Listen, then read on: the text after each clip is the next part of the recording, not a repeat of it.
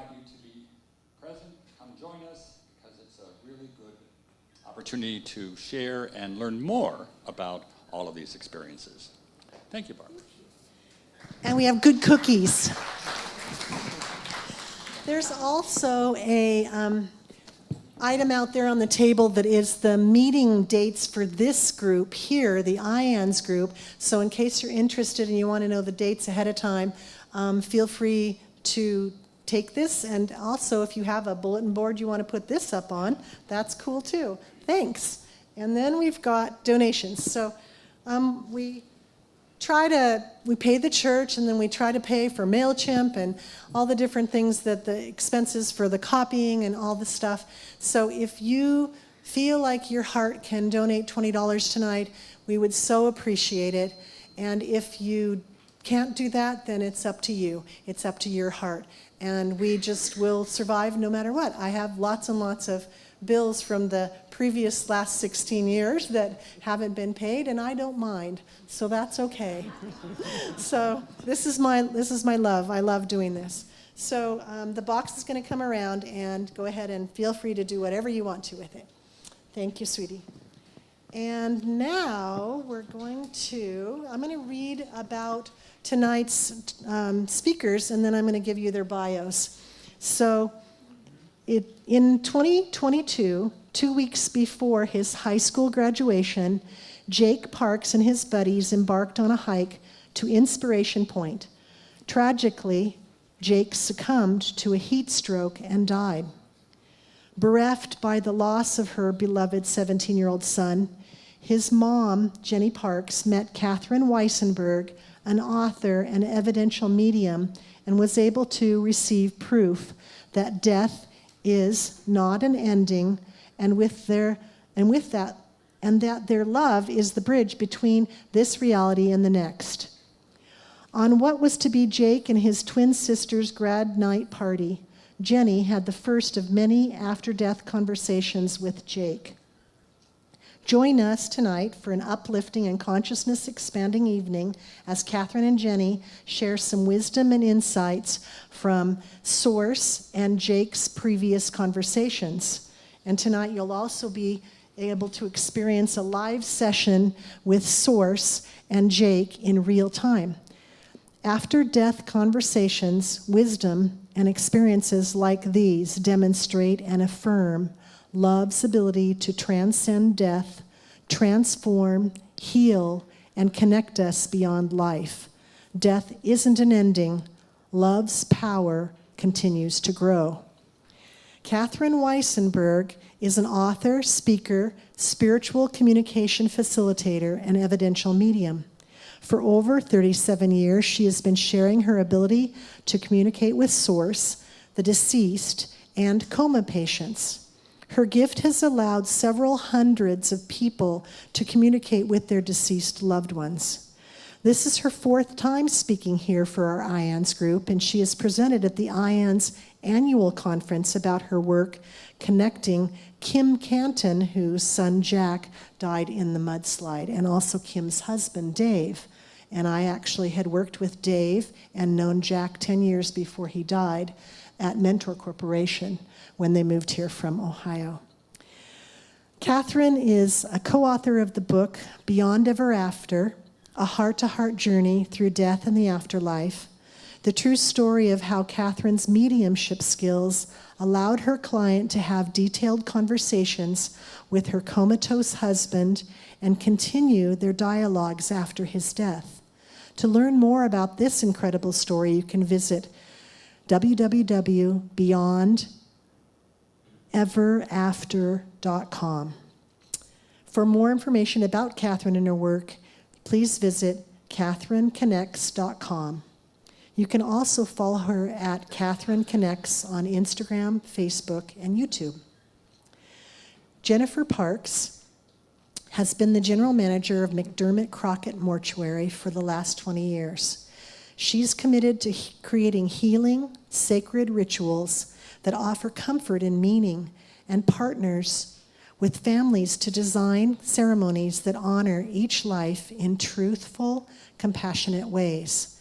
Jennifer's work is informed not only by professional training, but by profound personal experience. After the devastating sudden loss of her son Jake at age 17, she explored additional pathways for grief and healing. Working with evidential mediums and developing her own intuitive conversations with Jake revealed for her the continuing power and connection of love after death. At home, Jennifer is a mother to Jesse, Jake's older brother, and Julia, Jake's twin sister, and has been married to Todd, who's also here tonight, for over 34 years. She is also supported by a wide tribe of family and friends, and her parents are here tonight too, with a puppy dog. Woohoo! And whose wavering care has been central to her own journey through loss and renewal. Please help me to welcome both Catherine and Jenny tonight.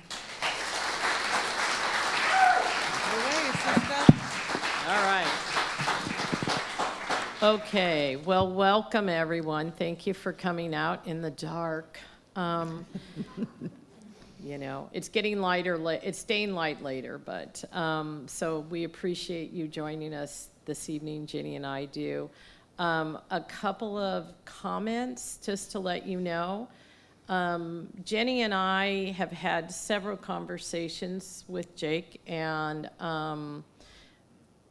in preparation for this talk, I printed out all the typed copies, and there were over 80 pages. So there's a lot of stuff Jake has shared, and so we weren't obviously able to cover a lot of it, but you're going to find, like I have found, that Jake is a character. He's very funny, and apparently I didn't know Jake while he was alive, but he's consistent according to his mother and family. Oh yeah, that's Jake, you know. So I'm going to be reading from my note cards a few of the things from Jake, so you can really we can let his words speak for him. And then later on, we will actually check in and bring Jake in. So it's not woo-wooey. It sounds like it's going to be scary, and it's not strange. It's very normal. So that's our plan for tonight. So we're just going to start off with a little bit about me. As Jenny said, I am an experiencer myself. When I was 18, I had an experience. I was in my room, and then I wasn't. I was somewhere else, and I was moving fast, very forward, very fast in this kind of cloud, like when you're on a plane, and there was a light ahead, and I was communicating with these beings with music that had no words. And I guess in this room you can say that, and people go, oh yeah, sure, yeah, right. Mm-hmm. So you can't explain it, but in that experience, it occurred to me that I was dead, so I asked the beings, am I dead? And they said, yes. And I said, well, I was 18 years old. I said, well, where's my Uncle Eddie, who was the only person that I knew that had died? And I thought, when you die, you know, your relatives greet you. And they said, well, he's here, but you'll get to see him later. And I would have these scary thoughts come up about, oh my gosh, I'm dead. My mom's going to find my body. And they'd be like, everything's okay. And just as soon as a thought of anxiety would come up, it would just dissipate. And I was in this feeling state of pure elation. I have never had that feeling since. And in this experience, I was going forward, and I stopped and moving forward. And I said, well, why am I stopping? And what's going on? And the being said, you have a choice. You can go on or you can go back. And I said, is God over there where the big light was? And they said, yes. And I said, well, if I choose to go back, does that mean I can't come back to this place? Because there was no way I was leaving this trip. It was too wonderful. And they said, no, you can come, you'll get to come back. And what came out of my mouth, whether I actually verbally said this, I don't know. But I said, well, then I think I have more work to do. And boom, I was back in my body. And I was in my room, sitting kind of in my bed with my legs out. And I thought in my naivete, I'm going to get in a car accident and die. So I wrote my mom this letter, Mom, don't worry, you're going to, when I died, I thought the more work was I was going to die. So, Mom, don't worry, I've been there, it's all great, please don't be sad, blah, blah, blah. Obviously, I'm in front of you, so I didn't die. But 10 years later, I started having these unusual experiences. And this, what I'm able to do, as Barbara said in the introduction, is facilitate conversations with Source, God, energy, universal love. I don't have an agenda about what you call that. And individuals who have crossed, and people who are in comas. So that's what I'm going to be doing. I do writings, and you're going to see it on the screen. So hang tight. You'll get a demo, a real life demo. And I think, Jenny, what I'm going to do now is turn it over to you to tell us about Jake. Hi, everybody. Thank you so much for being here tonight. It means a lot to me personally to be able to share this information about how hopeful we can all be. And so as Barbara said, I have been with McDermott Crockett Mortuary for 21 years. I have literally taken care of thousands of people's kids and loved ones, and created meaningful, sacred spaces for them to be able to say goodbye. And it in no way whatsoever prepared me for losing my child. Jake, our whole family is that we are five. There are just five of us, and they were a surprise. My oldest son said, I want a brother and a sister. When we told him we were going to have another baby, he said, okay, well, I want a brother and a sister. And I said, well, they only come that way if they come that way. And then they did. And so then I asked Jesse to stop asking me for stuff. But this kid was magic. All my kids are incredible, but Jake was funny. He was quirky. He was different. He didn't talk at all until he was 3, because he had his sister who was his attorney, and she made sure he had representation at all times. But when he did start talking, he never stopped. And so it was a normal Saturday. He said, I'm going to go hiking with my friends. And I thought, how cool is this? My kid's not, doing drugs or driving fast or drinking or going to parties or whatever. He was going to go hiking, which was strange because he also hated PE. And I thought, well, okay. So, I sent him on his way with water and some tangerines and put sunscreen on him, put his hair in a ponytail. And then he said he was going to Cane's for dinner because that was what they really wanted to do. I said, okay. I had no idea where he was going. I thought he was going to Stevens Park and doing like a little hike for a mile or whatever. Turns out they went to Inspiration Point. And like most kids, he was dehydrated and, didn't drink water, and he just went too far. So I got a call from Search and Rescue, or from his best friend who was with him, who had called 911 when he collapsed, and Search and Rescue brought him down off the mountain. And then he passed away at the hospital. But nothing prepares you for that phone call. And I was desperate. I was out of my mind, and I had no idea how I was going to I just wanted him to come home. And so my friend Arlene, who I had worked with and become friends with, said, do you know Catherine Weissenberg? And I said, no. And she said, you need to. And she helped me make an appointment, and Catherine was able to see me the day after graduation. Okay, thank you. Well, what the writings always have a source introduction. And Jenny, when I talked to her, I said, well, I'm going to have a little source in there. She goes, yeah. She goes, my favorite one is the first one, or that stood out to her. So I'm just going to read you it short. The introduction, this is source, God, the universal love, the whatever we're all tapped into.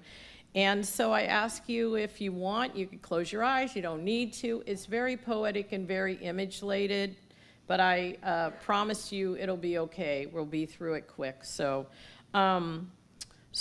it starts out, God, welcome, Jenny. The new light does it not seem an echo from the memories, but joyously bounces with the rough and tumble of a newborn spirit, a soul come fully home to himself. The celebration and the light, they seem to herald a transformation, untethered from the body now, light reborn in soul, unglobed by body, awakened in the forest of bounty, the fireflies and the lanterns, all breath held in. This light is home in the soul embrace, fully illuminated in grace, in the grace of all potential of joy now claimed. At the edge she sits, an ear tuned to the heavens, an echo faint, and her heartbeat claimed from her very own breast. A feather drops and says, I'm here, I made it true. The lanterns and the fireflies, they mark a way of unending light. No need to rewind every second, all in light. The spectrum of eternity all reclaimed. At the edge she sits. The feathers are the message. The fullness of light has not been taken. The celebration of light embraced him. So Jenny, can you? So I could see every image of that part of the writing, the fireflies, the lanterns, I could feel him like nestled into the earth. It reminded me of like Lord of the Rings, like this mossy forest, and he was safe. And so when we were talking about his memorial service and how we were going to celebrate his life, which is really what I do for a living and completely like out of the question, like how do you figure that out? How do you encompass somebody's whole life in one afternoon? But I loved the imagery of that part of the God writing, and in fact I read some of that at his service. And I have a really good friend who's a floral designer and a beautiful human being, and she created this altar in that imagery for him. And I wanted something that just represented where he might be and that he was safe and nestled into this love. And so, and the feathers, they keep coming. And he said, the birds are getting nervous when he, but They're freaking out, Mom, he they're said, freaking yeah. out. The birds are freaking out, Mom. But they show up. I mean, I'd be standing in the middle of a cemetery, standing there, looking around, nothing there. I look down again, and there's one standing up in the grass. And I was like, hey, baby, how are you? So he sends me feathers. And this imagery provided such comfort because as a mom, I want to know he's okay. Is he safe? Is he loved? Is he alone? And this was evidence that he wasn't alone and he was completely safe. And then he showed up. Then he chimed in. So after this beautiful and then he shows up and he says, hi, Mom. What a time. No big walk for me. That's okay. I graduated. Don't worry. I'm so sorry, Mom. But you know better than anybody. I'm okay. I just took it a little too far, I guess. So this was the day after graduation. But in addition to that, when my kids were little, how do you explain being a mortician to a 5-year-old, like I didn't know how to explain to my kids. So I would say I took care of a lot of graduates today. And so when they were little, I would say, oh, I had a lot of graduates today, and that's how I explained when they were little or what it was I did for a living. And then when he said, no big walk for me, Mom, I graduated, I almost fell out of my chair. I was like, that to me was evidence, not only did he graduate, but he graduated. And that to me was evidence that it was him. Yeah. So now we're going to, switch to talk about the transition experience for the near-death experiencers. Jake said, when I felt myself sinking, I thought, oh God, she's going to be so mad. But then I just relaxed, and it was like it didn't matter. I felt all the love, and I wasn't scared. I just looked like, what's happening? It felt so good, Mom. I hope everyone understands I didn't really die. I got bigger, and I know everybody gets to. Well, maybe not Hitler. Yeah, he's that kid. He's really that kid. And so he talked about who greeted him. So he said that 3 men greeted him because, again, I was desperate to know, is he okay? Who is he with? Who's taking care of him? Is he alone? Is he scared? And he said 3 men greeted him, and he didn't really know who they were, but they knew him. And then he said it was like they loved me, and then they loved me even more. Yeah. And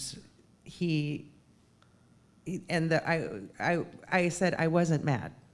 And he said, no, Mom, not mad like you were mad. Like, you were just mad it happened. Yeah. I was like, yeah. It works like a dialogue. It's like a conversation. Like Yeah. I'm the string between the two Yeah. tin cans. Exactly. Yeah. So, yeah. He said that the men just made me feel like I was the best thing, and they'd been waiting for me in the best way. They just filled me up. It was so crazy, but it's like they loved me so much, and then they loved me more. I never felt like that before. I'm not even sure if you could call it a feeling, because it was so much more. I'd never been everywhere and nowhere at the same time. But it just got stronger, and the men were sort of laughing and smiling, but it was an inside thing, like we were all the same person, crazy and wonderful at the same time. I was growing, or the me of me was getting bigger and more intense in a good way. So he talks about that, and he also talks about his experience on the other side. And Jenny will chime in here, but he told her that it's Disneyland on steroids. Instead of a day pass, it's forever, no lines. And what did you say about Jake and Disneyland? Jake loved Disneyland. Like, that was his place. And when he was about, 6, Todd, he would get on the computer and plan Disney vacations, and then CDs would come in the mail. Like, from when he was like really young to really until he passed, it was his favorite place. Like, that was, if we could go anywhere, it would be Disneyland. And so then when he said that heaven was kind of like Disneyland, but no lines, I was like, I think for me, it felt like everybody gets their own heaven in some way. Like, Jake wouldn't have never made it if it was the pearly gates in this place that he had to be good. Like, if he had to be, clean and or, showered or, anything like that, it would just not have been, that would have been his own personal hell. So I think that you get your own heaven, and his heaven looks like Disneyland. Yeah, and another time in his conversation, I think it was with his dad, he talked about it's like a kaleidoscope, and you can just think it, and then it all shifts. And then the reoccurring theme with all these conversations with Jake is he wants his family to be happy. He doesn't want them to be sad. And so he's like, I'm sorry you're stuck on Jakey Rewind, you know, because We're in a loop. Yeah. We're stuck. Yeah. We're stuck. Another thing is that he talked about, you know, Jenny will every time would say, who are you with? What are you doing? What are you learning? You know, she'd be like, you know, where have you been? What happened today? You know, just like you would expect. Like we as parents want to know these things. And I love this description that he said. And so she said, are you with anyone? One of his writings. And he said, that's so a life question. I graduated Earth School, but not the same way like hanging out with people. Everyone is just part of one big love force, not like cotton balls stuck together, but like we don't have to say, there you are, here I am, and make ourselves separate to prove some dumb thing about being better than the next guy. I feel so much better not having to try. And Jake, you know, I don't know, everybody loved him, but he was socially awkward. So he, you know, but he was a kid. He was 17 and he was just, you know, and our kids lived through COVID and not going to school and, you know, all the things that they did that made things kind of weird, right? And so to have this whole place, this universe of, he could think about something. He talked a lot about the trees and how they talk to each other and how they're more alive than people. And he talks about like how spiders spinning webs are the most fascinating thing in the microscopic world. But he did say he peeked in on the dinosaurs and he was not going back there. He was like, I'm not going back there.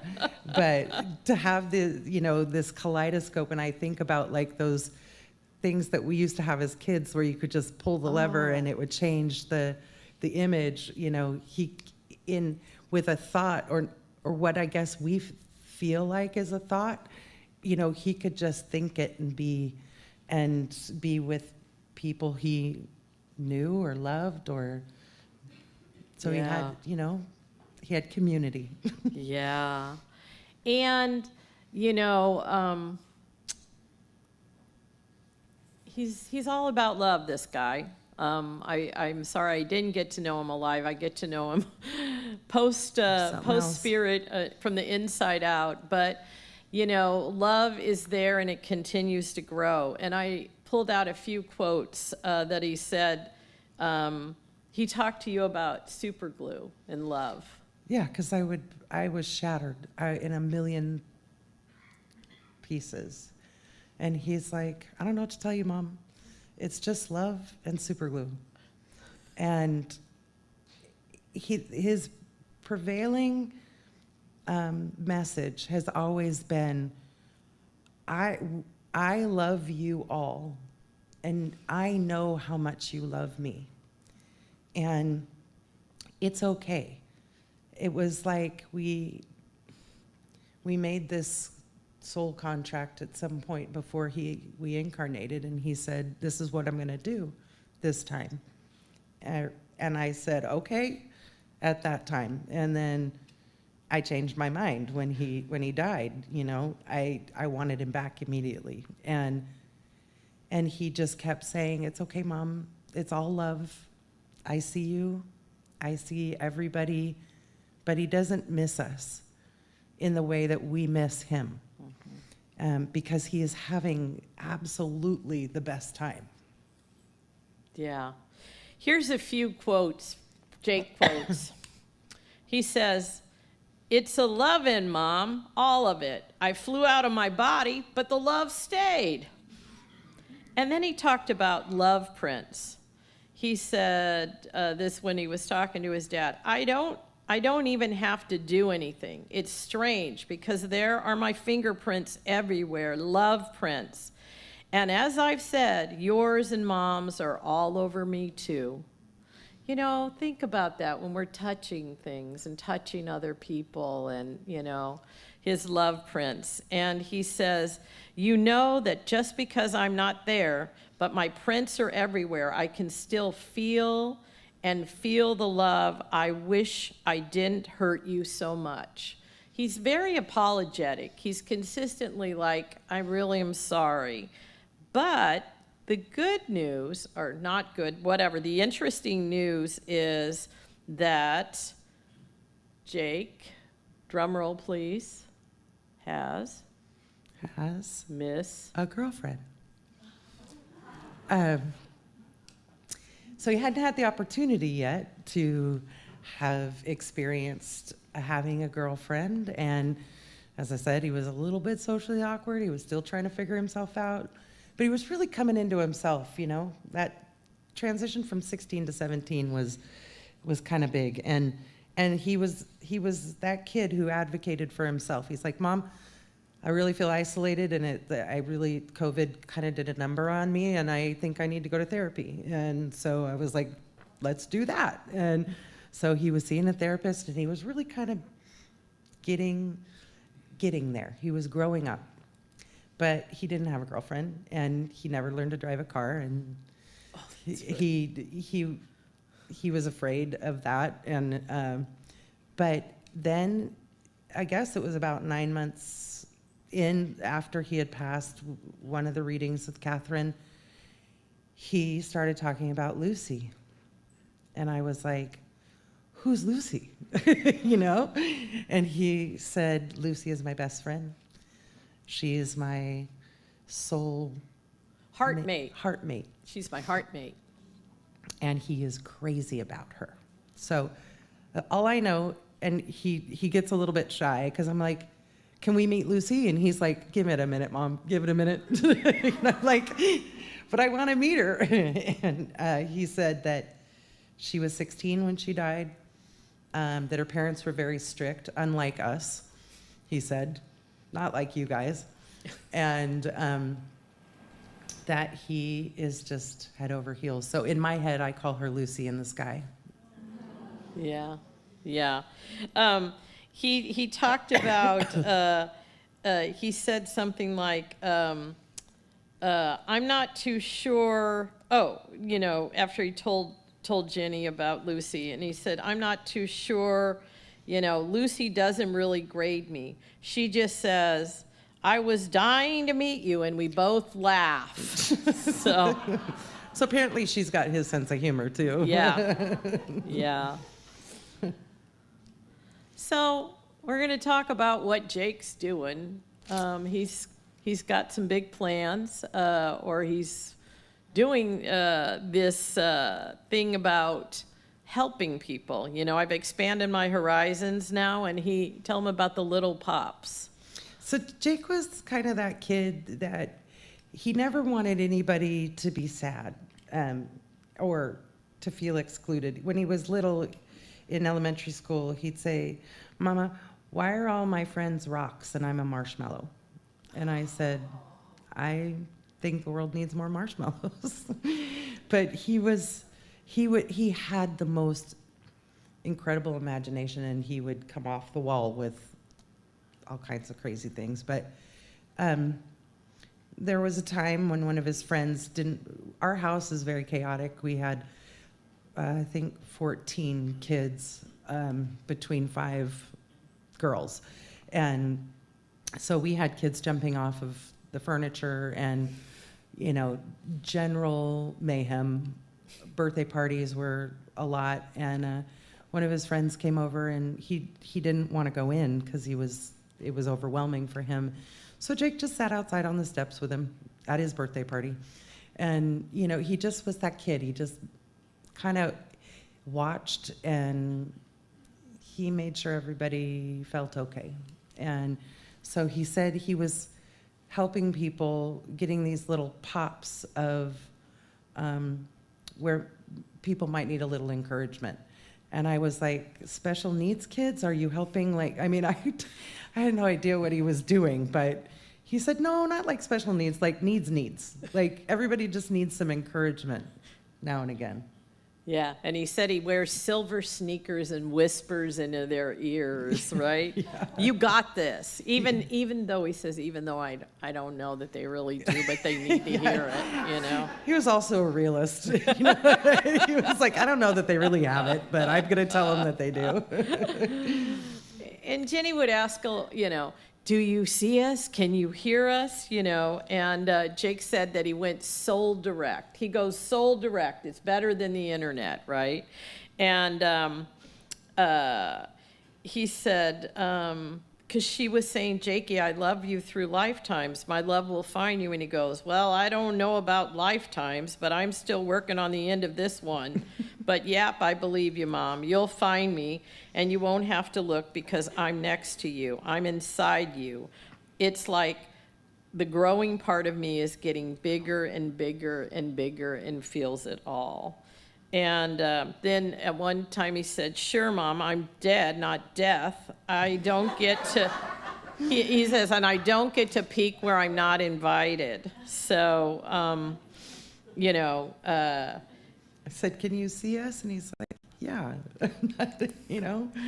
And But he wants our vibration to be higher so he can see us easier. Yeah. When we're sad, it's hard. Yeah.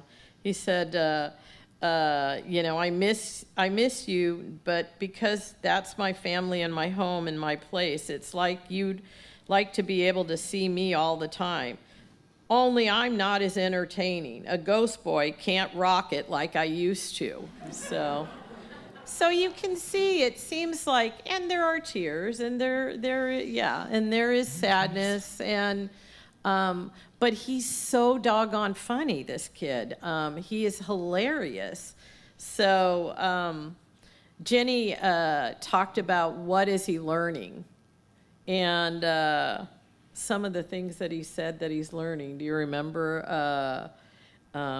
He, you know, I just say, I wonder, and then poof, and I'm there, you know. And can you tell him about his comment about that? He said, listen to me, Dr. Science is so cool. He had this kind of intellectual conversation with his dad about monolithic movements, and they're trippy. I didn't stay, I just peeked in. Your consciousness can peek in like if you click a lens on the consciousness, not like gaming up, but click in the radius of your perception. I know. Listen to me, I'm Dr. Science. It's so cool. And then he would say, I was just talking to Todd about this. We were playing a game one night, and he was like, he was trying to get us to say Bunsen burner. And he said, science that, and pointed to the stove, and we got it. And he was very excited because he was able to get us to, but I just think about that like being like that toy, you know, where you just click and it's somewhere else and some place else. And he told me that he got to experience the very first note of music in the universe ever played. And I was like, how do you do that? How do you do that? Yeah. I guess we'll know when we get there. yeah, he has so much cool stuff he said about music, but we had to limit this. But his main thing, and you get a sense, is healing his family. You know, that really is his focus. And in all the writings, that's really what he is doing. He's so apologetic. I'm so sorry. Yeah, he's like, he always is cracking jokes in these writings, and I guess you said he was quite the joker. He was funny. Yeah, in life. He was funny. Yeah, and he said, I want to make you laugh, not cry, and I know if you're sad, I know you're so sad, and if I knew how to make everybody feel good, you know I would. Some old guy dies, it's not that sad, but some kid on the edge of greatness, tragic, I understand. He was a kid on the edge of greatness, too. Yeah, He he's was pretty funny. Yeah. But his message, like I say, is consistent. You know, he's like, I want you to not be sad. But he didn't just say, just don't be sad. He would try to give us little ideas. Yeah. Like, give us a roadmap of how not to be sad. Yeah. He'd give them all these suggestions, right? And like this, a laughter, that's where I want to be. In laughter, you forget. And all that love, it comes flying out of your mouth. So just think of that, and think of our own loved ones, that when we're in joy or we're in laughter, or that what's he say? Something like when you're down. Despair. He could see us if our vibration was higher, and if we were laughing, if we were having fun, if we were telling stories or going on whatever trips, or doing what families do, as if he was there. He could see us. And so Jake doesn't just say, don't be sad, get over it. He gives them assignments, which I don't know, was he like that before No, Oh, not okay. necessarily. No. I mean, if he could get out of an assignment, he would. He would. So tell us about dance parties, Jenny. So like I said, we had like 15 kids. There were kids at my house all the time. They were varying ages, but not more than, a few years apart. So, and our house, we are very permissive parents. We are very laid back. I was teasing Catherine and told her if she's type A++, I'm like type B-, maybe a C. Like we just, anything went, I was always loved being in joyful chaos. And there was nothing better than my kids laughing, and their laughter was the best sound in the world. But so we used to have dance parties in the living room all the time, and especially when they were little, they'd do the cha-cha slide. They would, listen to the Black Eyed Peas. We'd move the couch. We'd move the dining room table. There'd be a kid hanging off the ceiling fan. I mean, it was not necessarily safe, but always a lot of fun. So he said, have a dance party. Yeah. He says, how about a dance party with flashlights, music, the poor human experience until you can come and experience the extravaganza here, Jake style. PJs only and your favorite applied tattoos. The sticky ones, not real ones. But I like how the permanent ones turned out, so we're gonna give you a little reveal a little later. So tell us about how he his instructions to you to help his older brother who was grieving. This is legitimately one of my favorite stories, because this is, I think, Jake. So Jake loved two things a lot: pizza and tacos. And I had told him that Jesse was still really sad, that, they were brothers. They hung out together a lot, especially at night, and played video games together, and they slept in the same room. And I wanted Jake to help me help Jesse feel better. And he said, well, buy him funny sheets. And I said, well, okay, that's weird. And he said, but you got to sneak him on his bed, don't tell him, and just let him walk in there and let him see him. Okay, oddly specific, all right. And so we ended the writing, and I went home and forgot about it immediately. And so I went back the next time, and I said, Jake, Jesse's still really sad. And he said, it's because you didn't buy him the sheets. And I was like, oh, sorry, I was busy being sad about you being not here. And I'm sorry, I forgot. And so I went home, and I'm like, what are funny sheets? I don't know what funny sheets are. Like, am I supposed to get them like squirrels on a picnic bench? Like, what? I don't know what funny sheets are. So I just opened Amazon, and I typed in funny sheets. And I'm scrolling, and dead stop. Immediately, I see this whole bed set. It was pillowcases, a comforter, and sheets. And it was the universe with a cat head that was like this big, which my husband loves cats, and we have 3. And so there's a cat head on the universe holding a piece of pizza and a taco. And we brought, and she was kind enough to take a picture, And there it is. And those are the exact sheets. And so I surprised Jesse with those, and he was like, I kind of wish those were on Jake's bed, not mine. So Jake also said that to tell Jesse that he might hang out at the end of his bed. So I don't know if he ever stopped by, but that made me laugh. And there was, I mean, who would buy those sheets? and they exist. And they exist. Right? Yeah. Talk about the concert and his plans for the concert. Oh, well, his auntie is very lucky.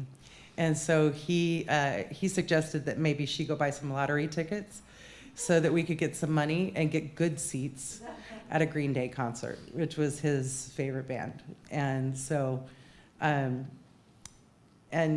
it was always about music with this kid. We had, there's always music playing. My husband loves music, and he would always drill the kids.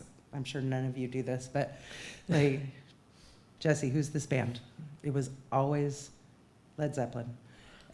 Or, he drills Julia, and she goes, I don't know, that guy was a singer before I was even alive. You're like, I don't know. But he always made sure they had their music education. And so, but Jake loved music, and we were able to go, the September before he passed, we were able to go see Green Day. And all of his favorite bands, and I have never seen that kid more happy. He moved and danced and sang every lyric and never sat down the entire time. It was amazing. And I was just thinking, I want to do this with him and them so much more. And so his idea was to get Auntie to get some lottery tickets so we could get some money. He's strategizing. He's directing and strategizing. Yeah. And then what about at Christmas, what he told you to do that first Christmas after he passed about, Kim helped you out,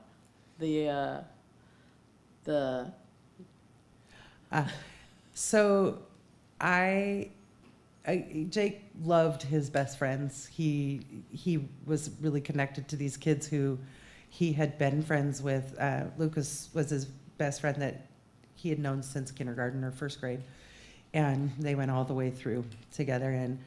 And I said, what should I do for your friends? Like, how can we make them happy? And he said, make them cookies, but ding dong ditch them. And I was like, okay, oddly specific. But so we made cookies, or we got cookies. smiley faces. Smiley face cookies. These cookies, Jake loved happy faces, or he drew them on everything. So we got these smiley face cookies from Smith's Bakery in Bakersfield, where my parents are from, and we put them together and we ding dong ditched his friends, just to make them laugh. And when he was telling him about it, he said, it's going to be mysteriously hysterical, So Jake's calling card. Yeah, so funny. And then the anniversaries of his death are always hard, obviously. And those of you in the audience, that sometimes that date sticks out for you. And so he's been pretty active in trying to redirect about that. So recently, in 2023, I guess, he said, or 2024, this is what he was telling you about, to not have it be a death day, but have a love fest. It's always a struggle, we want to acknowledge the day, but it's not necessarily for us a celebration, obviously. So he said, have a love fest day. And I said, like a Jakey day. And he was like, no, just make it a love fest and make people smile. And Well, this was where he was saying to tell stories. And he wanted us to tell stories about him, and whoever told the best story would win $20. Yeah. So oddly specific. Yeah. And then this year on his anniversary, he told him to have a smile-a-thon. A smile-a-thon. Yeah. And also a competition of whoever could get the most people to smile. Were they 3 to 30 Yeah, or 3 to 33 would be fine. Would be but, fine. Yeah, whatever you could do. Whatever he you could said. do, Yeah. Uh-huh. And then he said give bonus points. He had worked up this whole thing Yeah. about it. So, yeah. You can get a sense of Jake now, do you? Get a sense of him. And like I said, there's so much information. Not information, just things he says. And then I'm always amazed because I don't know any of this. And then Jenny's like, and then she tells me the stories, and I'm like, wow, that is so interesting. So now what I thought we would do is I'm going to do a live writing, and you'll get to see what it is that I do. Like I said, I don't go anywhere. It's not a weird thing, as weird as it sounds. And we're gonna get Jake on the, bring Jake into the room and see what he has to say. So Jenny's gonna entertain you while I do my next, hook up my pad. And the writing's gonna be appearing on screen. And if you can't read my writing, that's okay, don't worry. I'll read it to you when it gets to a break point, so. But if you go see Catherine, if you end up having a we're- writing with her, then you'll be able to read her writing Yeah, too. no. Okay, all right. So, Really, I mean, it's my favorite subject, talking about this kid who was literally hysterical. We used to have a Facebook page called Stuff Jake Says, because when he was like, I don't know, 5, and Julia was his counterpart, but she was the more rational,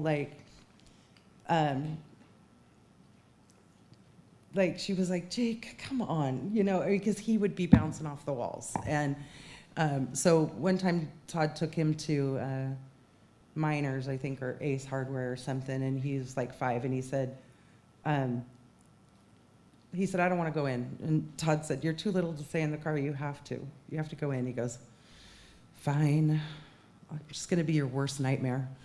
I was like, where do you come up with this, And then we're at Taco Bell, and he goes into the bathroom by himself, and he comes out, and he goes, man, it smells like Fiesta in there. It's just, he said the most off-the-wall stuff, and he just, at least he had his siblings to, keep him corralled a little bit, but if he could get out of PE, and certainly if he could get out of an assignment, he would do it. So he does talk a little bit in the writings about not having to get up to alarms, which is really great. Doesn't have to wear clothes if he doesn't want, which he also thinks is really great. And that basically it's his agenda. He gets to go see whoever he wants to see. And recently, Todd's parents have passed in the last 2 years. And he said when he saw his Nana that it was a slobber fest. So I am hopeful. I mean, I'm at least encouraged and hopeful that he, although is not stuck together like cotton balls with other people, that at least they come flying by sometimes and kiss him on the top of the head. But the writings to me were so profound. I had seen in my life, evidential mediums before, and I'd never had this type of interaction where other mediums would say, oh, this is what he's saying, or this is what he's doing, or this is what he wants you to know. But this was interactive, and I got to ask him questions, and it did something to just really allow me to breathe in those early days of grieving, and then go back to my family and say, this is what he said. And, some of my family was like, is that really Jake? You know, but then I couldn't dispute, no big walk for me, Mom. I graduated. And I was like, how could he know? Like, how could she know? I'd never met her before and literally showed up in her backyard, you know, just a complete mess. And he popped in. And ever since, he's been popping in. And, you know, my hope is one day that I'll be able to facilitate these conversations with him myself and follow the... Is that on screen? What am I doing? Be my invisible husband. It's magically mysterious, hysterically mysterious. I was nervous about my tech not working, but I brought my tech. Oh, that's probably the thing right there. Sorry, folks. Honestly, it'll be, It's worth it in the end. It's worth it. yeah. What I was concerned would happen.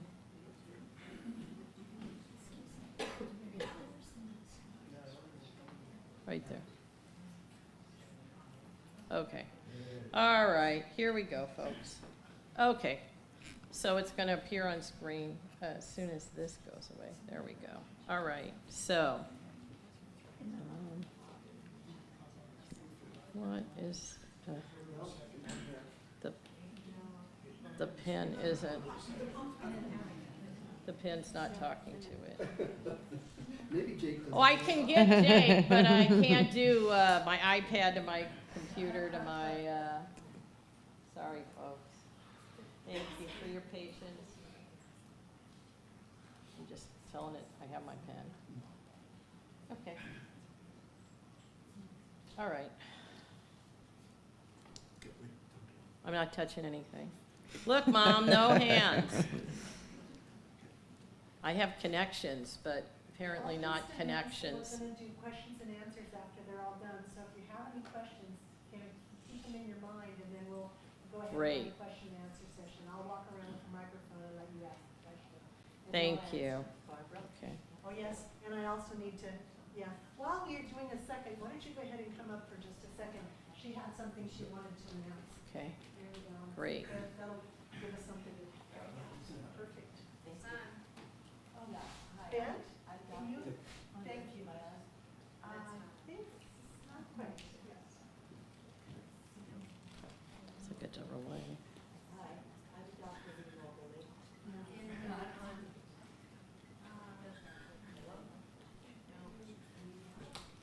Can you yell? It's okay. I don't need you. You guys can, she can do what she's doing, I'll do what I'm doing. A little announcement. Okay. Just talk loudly. Okay, I'm Dr. Lee Moberly, and Unity is sponsoring me to do a workshop starting February 15th on multidimensional spiritual healing. We're going to be doing, covering near-death experiences, shamanic healings, Christ consciousness healings with miracle healings, spontaneous healings, and past life regressions, and how they assist sometimes with the healing physically, emotionally, and mentally. So it's going to be a 6-week course. There's it's going to be an interactive workshop that starts February 15th for 6 weeks at noon here at the chapel. Pen's My delayed. background is a brief second is I was a mystic since I was 7 years old. Had my first facilitated the first channel, the first healing when I was 9, and have worked with it ever since. And if you want to look at it, the flyers are going to be out this weekend. It'll be on Unity's calendar. If you want to get a hold of me and look up it later, you can look at my website, which is drleemoberly.com. That's drleemoberly.com. So I invite anybody that would like to come and join us February 15th at noon. Thank you. Thank you. Thank you, Catherine. Thanks for the presentation. Thank you for your, so, as you can see, I'm writing, and I'm sorry my pen's delayed, so I'm kind of, my tech is not working like it normally does, but this is the God part, which is God welcome. Sorry, Catherine. It's not showing? Yeah, Okay. You know, I can connect with people who are dead and source, but I can't get my tablet But not to this- work. not this That's tablet. pretty much like home, right? Rob, can you come help me? God, welcome. The sweet aroma fills the room for life, or the entry to comes with each unique moment. Remain free, enjoy enlightenment. Oh, enjoy. Enlightenment is your welcoming free. And then Jake's already like, please get it working. And he says, hi, Mom, nice room. I'm so glad.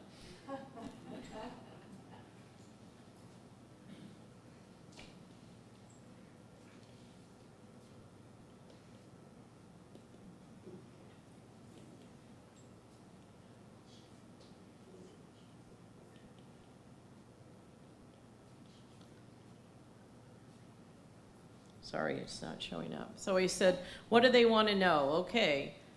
And this is Jakey in the house. So I guess he wants to take questions. So why don't we ask, somebody have a question for Jake? This still on yet? I'd just like to know why, do we know why it was his time at such a young age?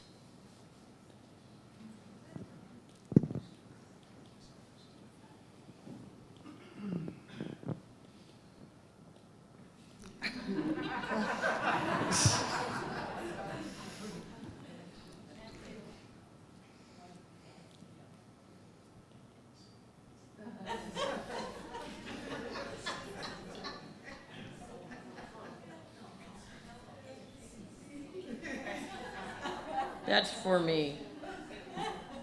I'd like to know too, but I didn't get consulted. No SBCC for me. This kid. I don't know. Which was where he was going. Before he took a detour. Sorry, my pen's. So, Jakey, if you would have lived longer or been longer on this earth, what would your profession be?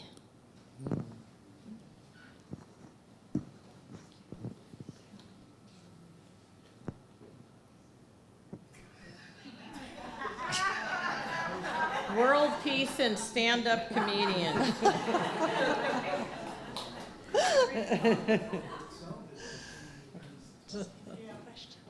Barbara There's in a the back guy over way, there. way in the back. We didn't know the Q&A would be with Jake, but, Yeah. you know. Hey, Jake. So any tips for us mere mortals, how we can connect with the other side when we want to pray, meditate? Any tips? I'm wide open here.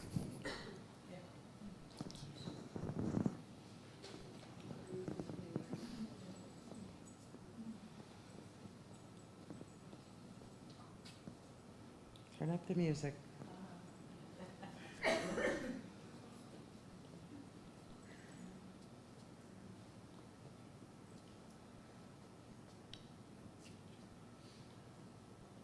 Sorry, I can't.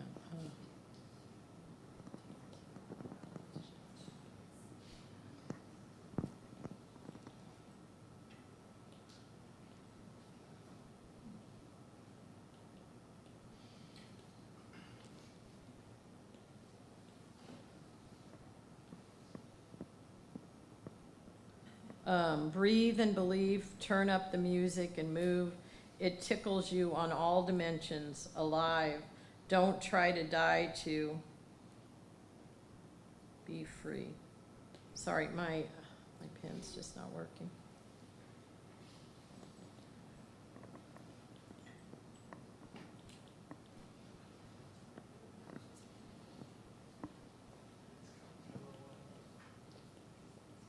Thank you. I have two small questions. One, as a musician also, are there musical instruments there?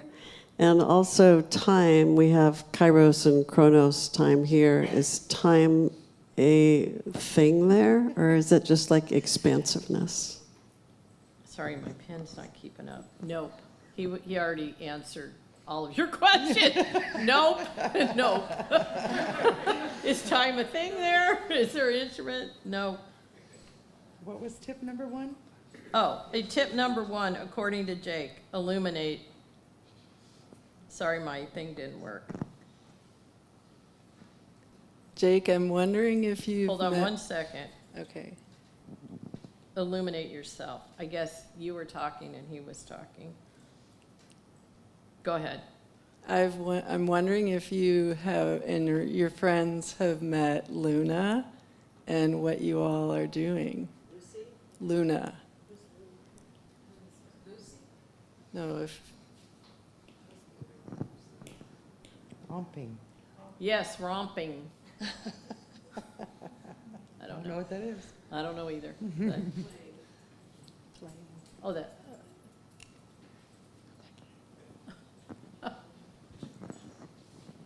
Sorry, my pen's got. Well, I hope this late. is okay, but I think it is. So I'm going to go out on the limb and be a little vulnerable here.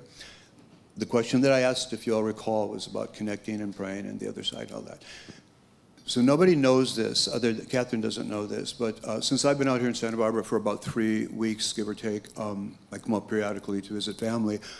I've been dancing at night in my room with my earphones on.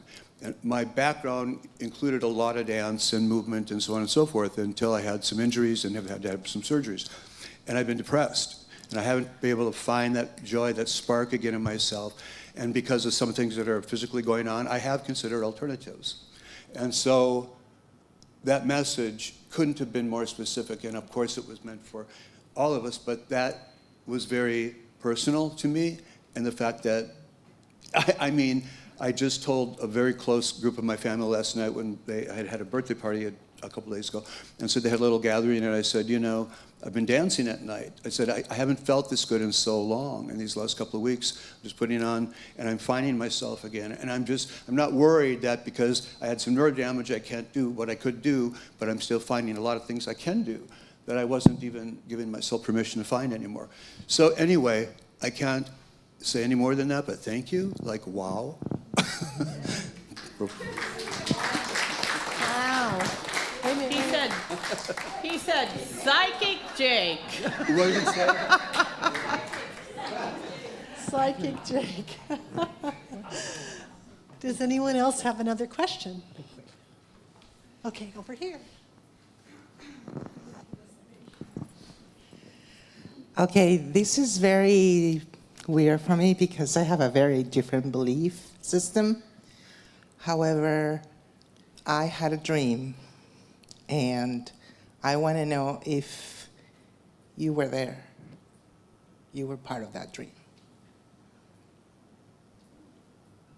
Olivia, if he came to see you in your dream before he came to see me, I'm wringing his neck.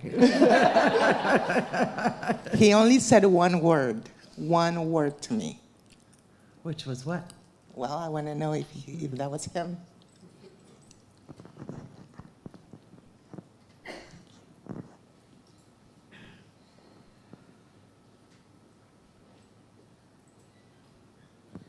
Sorry, it's not getting on my letter. It's not up on the screen. It isn't? No. Oh, okay. All right. Okay.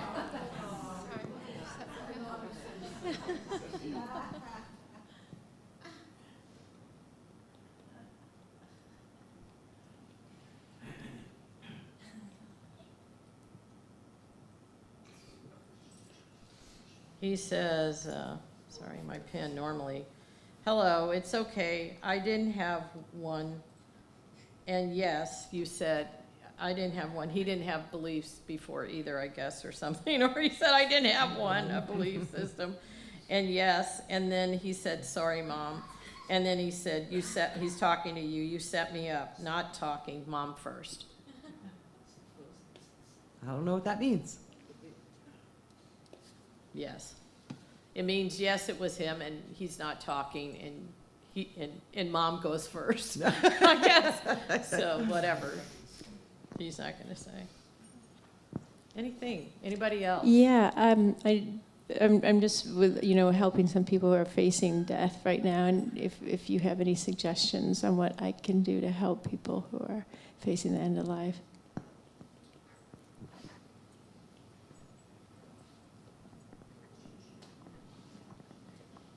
When Jake's very adamant about something, Catherine underlines it a lot.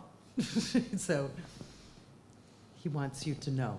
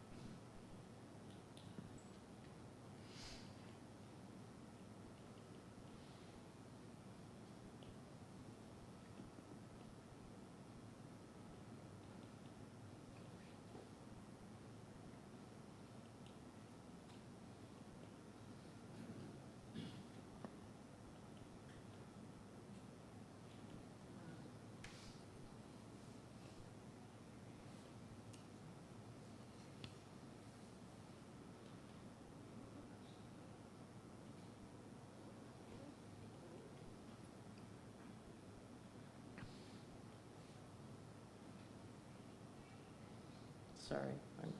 I usually write a lot faster, sorry. Love them. It isn't complicated. Don't be afraid. I got taken out. Better. Arrival is good. The transit, not so much. I wish I could help. Love is better than a blanket.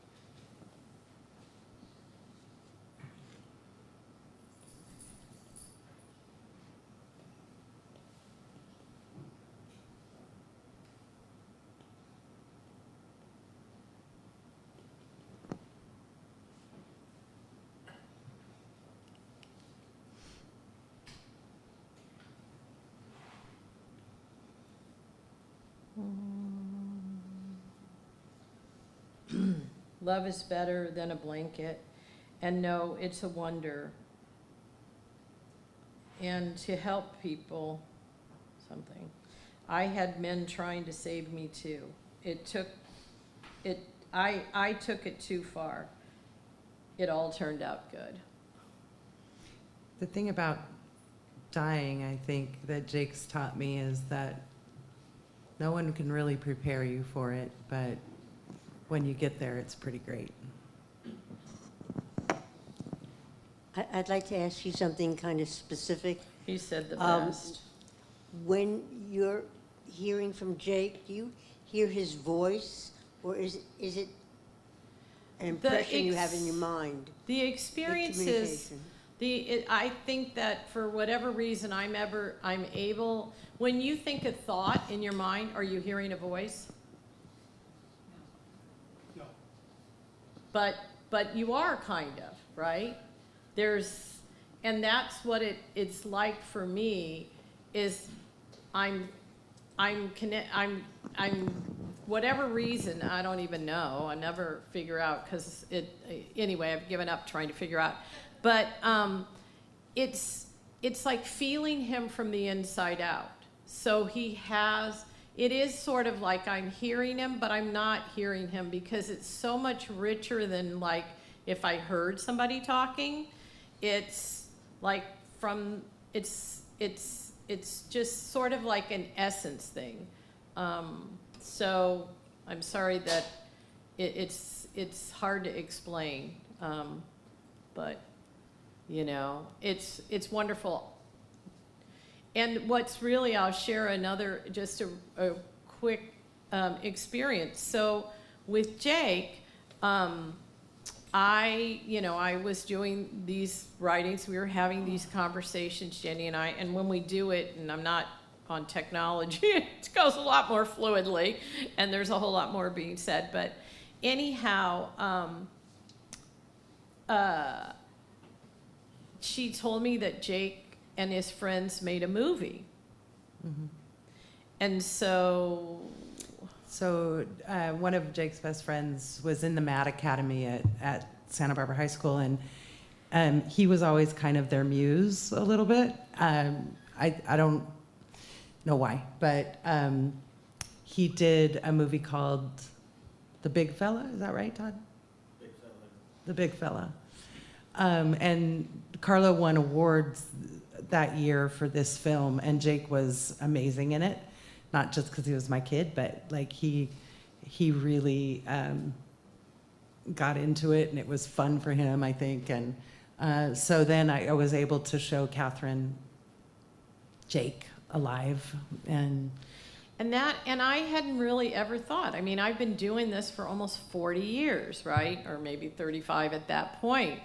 And I never really thought, I connect with spirit and literally like 900 of these writings I've done. So that's a lot of dead people.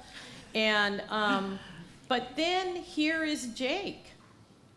And I'm seeing live Jake. And I only know, my relationship with Jake is very different. Jake is, he's more to me than like a person, like a, flesh and there was Jake, and I was like, oh my God. I was like, it's live Jake. I didn't really, so it's very hard to explain this way that I connect with people or how I hear them.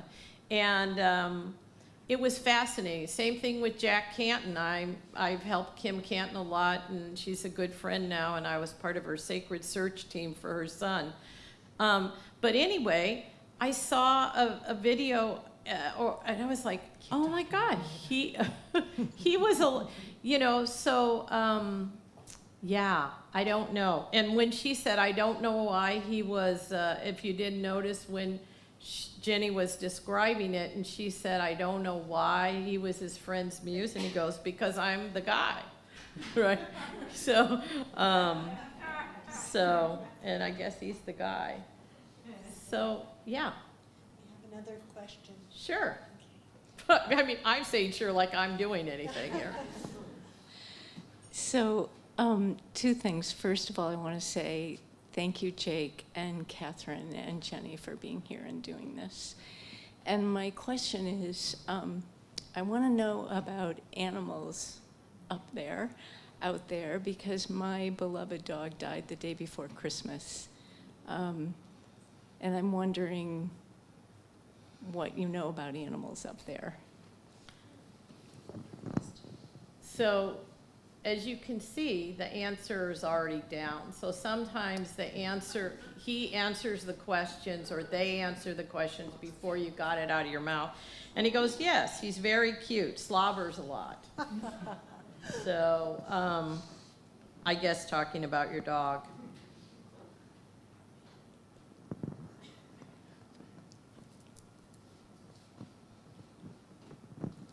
And they are souls too. I guess, animals. I have a question for Jake. I was wondering if he would have advice on how us here can communicate or get downloaded messages from our loved ones that have crossed over.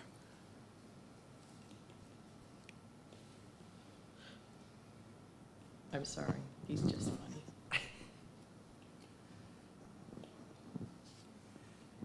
he's like, I'm just a kid, I don't know.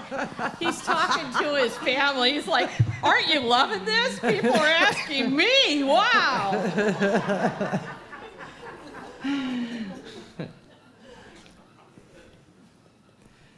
The kid was wiser than he knew.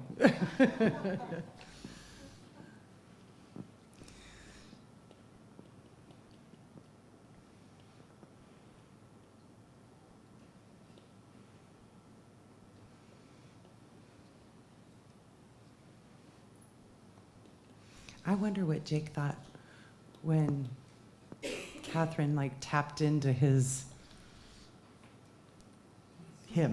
Well, He's like, who's this lady? You know? yeah, yeah. And what you have to know is that once I don't have to have Jenny here. Sometimes I'm like in the shower and somebody just drops in. I'm like, oh, okay, because I know they can't see me, but. That's actually so- happened to her and with Jake. He's like, you got to tell my mom, or it was Todd's birthday, and he was like, you got to tell me, I forgot. It was Father's Day. He said, I forgot. I didn't tell Dad. Can you please tell Dad? And I was in Vices and Spices, and he's like, get that for my mom. And I'm like, so, now I'm working for the man, right? Yeah, I'm like, okay, little kid, yeah. He's all, what else can I get her to do? And I think what he said to your answer to your question is believe, right? And I'm not sure what that means, but how can you connect is you can believe, and that's the hardest thing sometimes, right? And the ways in which spirits will go to reach out because they love us. A lot of times people think that people are reaching because they miss them, and they want to know they're okay. But just because we die, it doesn't mean we stop caring or loving our loved ones, right? And so sometimes I have people who come and they don't ever say a word, and somebody talks and tells them the whole story of everything, right? Because they want to give them counsel or advice, and the person never even asks a question.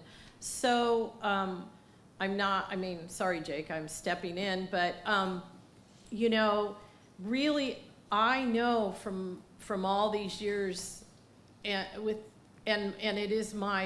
it isn't even a belief, it's just a truth, it's a reality, that I believe all of us have this capability. I do it this way, you might do it, a different way. That when the song comes out on the radio, like you said you went for your Christmas tree and what, or something? Every year we would get a Christmas tree, and it was like a family thing that we did together, and then we'd go get pizza, and then we'd have hot chocolate, and we would decorate the Christmas tree. Well, the first Christmas after he passed, he died in May. First Christmas, we all pile into the car, and I am a wreck, and I have the radio tuned to like 99.9, whatever that is, like the older station, like 70s music, and Green Day came on. And I was like, they don't play Green Day on this station.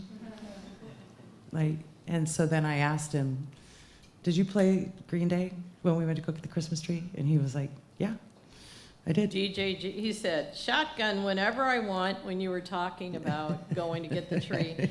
And then he says, DJ Jakey. DJ Jakey, yeah. So, these like little glimmers, I knew that it was him, that radio station doesn't play Green Day.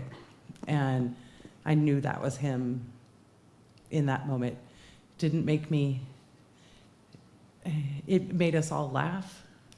And I still missed him there at the Christmas tree farm. But I was like, this kid is magic. And I would say, for those of you who are wanting to connect with your loved ones, talk. They hear you. Mm-hmm. They feel you. They know they're there helping. And just as he was saying, believe, the more we can stretch our consciousness in just, a lot of us have these amazing experiences and we go, I must have imagined that. That can't be that can't be true, right? Or, oh, that's not real. So I just really encourage all of us, and look, I do this. I know it's all real, and I have these sometimes experiences like, what? That can't be real. I mean, I've been in boot camp, and I still, fall back occasionally to those things. So I think that connection gets stronger if we keep engaging with that. And I had a young woman whose mother died. Won't say anything. All my stuff's confidential, but her source said, just put your hand on your heart and breathe into that space and feel her. And guess what?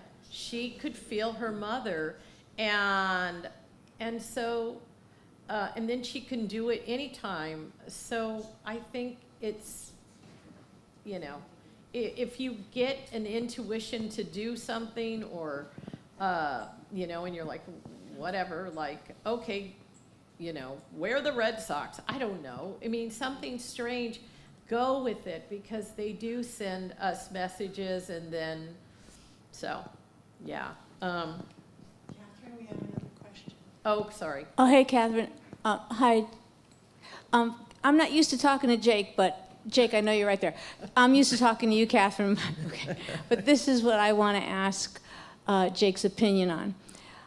A lot of the times, I know people just like me are always asking God, God, please pray for me, or I ask my mom to pray for me who's passed on, people that have passed to pray for me. I want to know what Jake's opinion is when I ask people on the other side, where Jake is, to pray for us. Thanks, Jakey.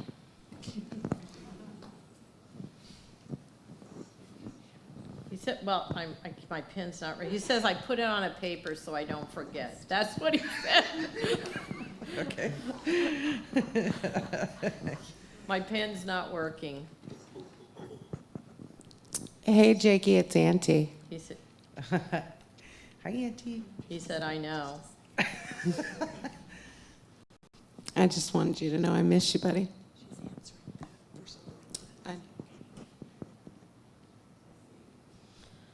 I know. I saw you get ready.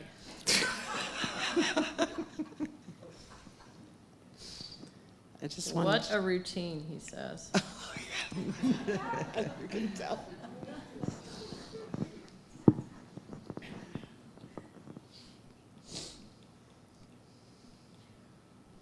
Glad I'm not a girl.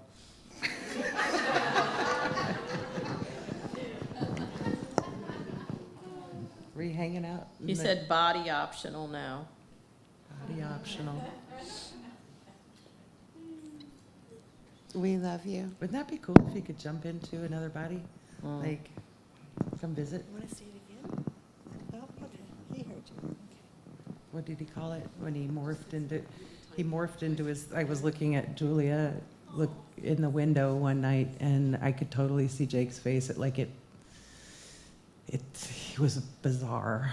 And so I asked him about it, and he was like, yeah, not like in a creepy way, but like, I imprinted, energetically imprinted. And I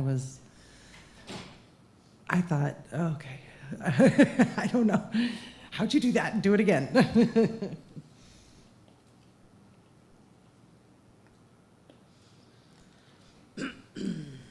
It's a miracle people are asking. I love my family. Thanks for showing up.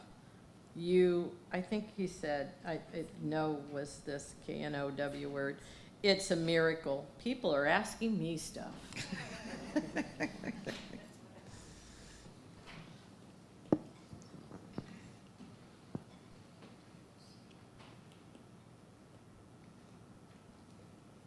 could go on the road. This is, okay, I'm out, Jake out. Jake out. Nighty And he night. does that too. He's like, yeah, I'm Nighty done. night, Jake. A few Can I guys. say one real quick thing? We just have one statement that she wants to. Oh, just really quick, I won't say the two examples, they're each about a minute long, but I've had two experiences that came through the radio station, so maybe that's a common thing. Maybe. Yeah. I don't know. Yeah. I said, please come see me in my dreams. My husband dreams about him a lot, especially when he was little. And recently when he was 17, but I've never dreamed about him. And in the beginning, he said, I'm working on it. I'm still learning. So one of the things that struck me was that he didn't, when you leave this place and you transition to the next place, that in this fully alive, having experiences and girlfriends and all the things, that they don't know everything yet. Like, there are sages and guides and teachers who he will encounter along the way that will teach him how to develop there too. And it surprised me. I thought, well, God, when they leave, you know, when they leave, they're like they're in heaven and they should know everything, right? And it turns out that heaven's Disneyland, and that he really just wanted popcorn, and he was really great with not wearing shoes or having to get up, you know, to an alarm. So. Yeah, know. he even commented like, no waistbands, no drawstrings. Yep. Yeah, and apparently that was his thing. Oh, he was comfort 100% of the way. He really didn't like to be uncomfortable. But so for his funeral service, we were like, I can't have everybody dress up in suits and hang out, you know. So we asked everybody to put their favorite pajama bottoms and band T-shirts. And so that's, and I know all of the clergy in town, but I felt very connected to a rabbi that I love. And I asked her to do the service, and she said, I think that's the first funeral service I've ever done in a band T-shirt. I was like, just gotta keep it real, you know? I think we have time for another question. If you have a question for Jenny or a question for me, we won't be spiritually enlightened as Jake probably, but we may give you a longer answer. Over here. Sorry for the tech troubles, but we're all learning. Jake's learning, I'm learning. Does Jake connect with his twin? Yeah. I mean, he's definitely come in my dreams a couple times, and I just like feathers and the smiley faces and stuff. So I would say yes. Yeah. I feel like I connect with him as much as like our elder sibling or my parents. Like I don't. Yeah. Do you want to repeat that so that everybody can hear? She said he comes in her dreams sometimes, and she feels as connected to him as our other son, Jesse, and us, his parents. Should I talk about the smiley faces? Yeah, we're going to go there. We'll have another question before we're going. So yeah, it's interesting. When my twins were born, it was evident they were just completely different people, just siblings born at the same time. And so I don't know how much of the twin telepathy they had, although they spent every moment of their existence until he died together. And so I know that he looks to her for counsel sometimes too. Yeah, he asked her for girl advice about Lucy. Yeah. And about kissing. So. Yeah. He once said, mint or not to mint. So he's hysterical.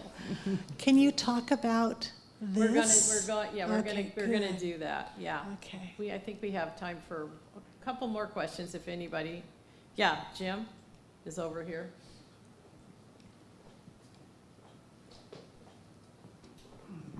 Oh, thank you so much for doing this, both of you and all the others who have come with this.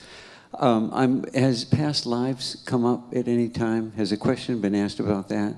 Did he respond? I asked him, because I believe that I believe that I've been his mom before.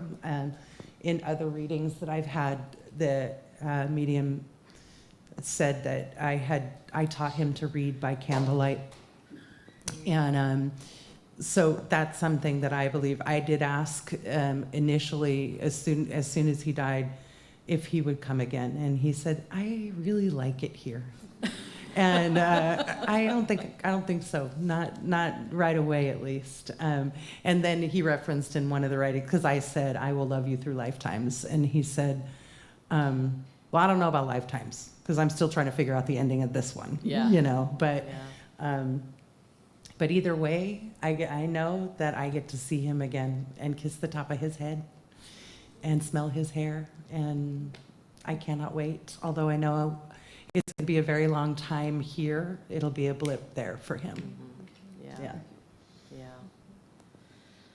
Well, we are going to, I'm going to read a closing from one of the writings. So this is source again. There is no separation because he is always one sweetness for eternity connected. The love is there, and there is no separation. All is one big connection. The force of love, it binds, it glues, it mends and tends. No space, no time. All is this continuum where love continues to rotate in the here and now.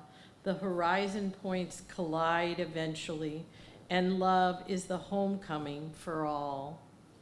So thank you, and we wanted to invite you to Jake's Happy Face Everywhere. Talk about that. And our prompt person had, Barbara was holding up the sticker. So Jakey drew happy faces on everything from the time he could hold a crayon or a pen or a marker or his dirty windows. He would draw happy faces. In his composition notebooks in high school, he drew happy faces on everything. So we had these stickers made. And there are about, I don't know, did you say 13 of us now, Todd? That have it tattooed. So you can see on the picture on the screen that they have. If So you see our that. family this is his drawing. And so we took that inspiration, and he reminds us to be happy every day, all the time. And so he sends happy faces. So the thing I love about this is a friend of ours started this Jake's Happy Face Everywhere page on Facebook. And we gave these stickers out at his service and just said, take him with you wherever you go. He didn't get a chance to travel. He didn't go anywhere. He's never seen the Eiffel Tower. I mean, he probably has now, but he hadn't then. And so our friends who would go on their travels, we'd give them a stack of stickers and they'd stick them everywhere. And it reminds me for us to be happy, to be joyful, and that laughter lets the love out, right? It becomes, it's this living, breathing thing. And so when people will see happy faces, it doesn't have to be a drawn happy face. It could be a happy face in a beer, right. Or it could be a happy face in the clouds. But it makes me happy because they're thinking about him. And I know that if they're thinking about him, that he'll never die. And so I have some stickers for you guys if you want some. And I'll just put them on the table back there. And if you'd like to take them, you can, and look around, look for happy faces, because, you might be walking into a Target and there's one right there, or at Smart and Final, or so. And I have to tell you, a lot of times when you connect with his energy, when I'm working with somebody and they connect with their person, then it just seems to open up the floodgates. So I would just say you might find a lot of smiley faces And we've all been sitting in Jake's energy, you know, Jenny, even if you see one, take a picture and post it on the Facebook page, you know. Yeah, it's a public page. page, so you don't have to post a sticker. There is a sticker on the Eiffel Tower. I'm sorry, I tried to get a lot of examples in here, but, you know, the next time you see a smiley face, hi, Jake, Yeah. you know, because you've been introduced to him and he's been introduced to you, so, and you can see he's a character, so. And you know. I want you all to know that this gift that she has brings healing. And if any of you in your near-death experiences came back with this spiritual awakening where you have the opportunity to use this gift, you can really transform people. I honestly didn't know how I was going to take the next breath and be there to experience my other children and their joys and their lives. And I was looking so forward to, I still am looking so forward to being a grandma and to, you know, watching them live happily ever after. And in the moments after Jake died, my husband and I didn't have a roadmap. And her gift provided one for me. And then I was able to be the example for my family of this is how we're gonna survive this. And I would say to you all, if you have the opportunity, use it, share it, don't be afraid, put it out there. It's magic. Yep. Thank you. Thank you. Thank you. And I just want to make an announcement. My tech works so poorly, but I have a free live writing where it'll be much faster and much more comprehensive. It won't be Jake, sorry, but it'll be sourced about the calm within the storm. And that, if you want to sign up, that you can register to get the link on my website, catherineconnects.com. And thank you for having us. Thank you for listening. And thanks, Jenny. Anytime. Yeah, Thanks, Jakey. thank you.